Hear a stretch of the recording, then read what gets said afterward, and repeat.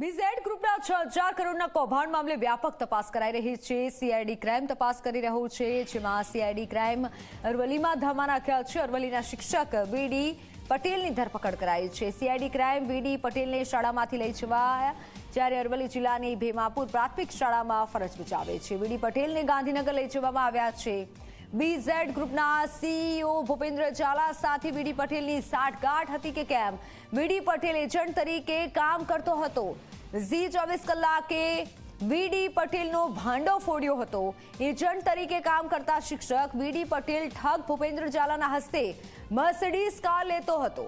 Video Zee 24 કલાકે બતાવ્યો હતો। બીઝેડ ગ્રુપના ઠગ ભૂપેન્દ્ર ઝાલા સાથે એજન્ટ મયુર દરજી પણ લાખોની કાર સાથે શિક્ષકને શુભેચ્છા પાઠવતો દેખાયો હતો। આ વિડીયોમાં ઠગ ભૂપેન્દ્ર ઝાલા અને મયુર દરજી અને શિક્ષક એકબીજાને મોઢું મીઠું કરાવતા પણ જોવા મળી રહ્યા છે। આ જે વિડીયો છે તે ઝી 24 કલાકે બતાવ્યો હતો। સીઆઈડી ક્રાઇમ વીડી પટેલને શાળામાંથી લઈ ગઈ છે। હવે સીઆઈડી ક્રાઇમ દ્વારા પૂછપરછ કરવામાં આવશે। અરવલ્લીમાં સીઆઈડી ક્રાઇમે ધામા નાખ્યા છે। બીઝેડ ગ્રુપ ભૂપેન્દ્ર ઝાલા સાથે વીડી પટેલની પણ હવે સાંઠગાંઠ હોય તેવું સામે આવ્યું છે, કારણ કે એક વિડીયો સામે આવ્યો છે। ફોનલાઈન પર સંવાદદાતા મહર્ષ જોડાઈ ચૂક્યા છે। મહર્ષ, શિક્ષકને તો ઘરેથી લઈ ગઈ છે, સીઆઈડી ક્રાઇમ આગળ કેવી તપાસ કરશે?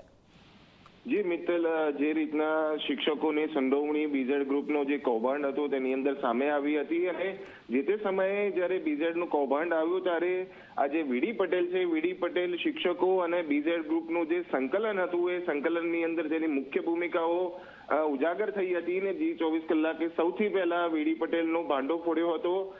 જ્યારે સીઆઈડી ક્રાઇમની રેડ પડી ત્યારે વીડી પટેલને તે સમયે પૂછપરછ કરવામાં આવી હતી, પરંતુ અચાનક જ્યારે બીઝેડ ગ્રુપના ભૂપેન્દ્ર ઝાલાની બીજા ગુનામાં ધરપકડ કરવામાં આવી અને તેના 3 જ દિવસની અંદર વીડી પટેલને શાળાની અંદરથી ઉપાડી લેવામાં આવ્યો। તેનાથી અરવલ્લી જિલ્લાના શિક્ષકો જે બીઝેડ ગ્રુપની અંદર સંડોવાયેલા હતા કે જેમને રોકાણ કરેલું હતું તેમાં ફફડાટ મચી ગયો છે, અને આગળ જોવું એ રહ્યું કે સીઆઈડી જ્યારે હવે વીડી પટેલનો જે ધરપકડ કરી છે અને ધરપકડના આધારે કેવા નવા ખુલાસાઓ કરે છે।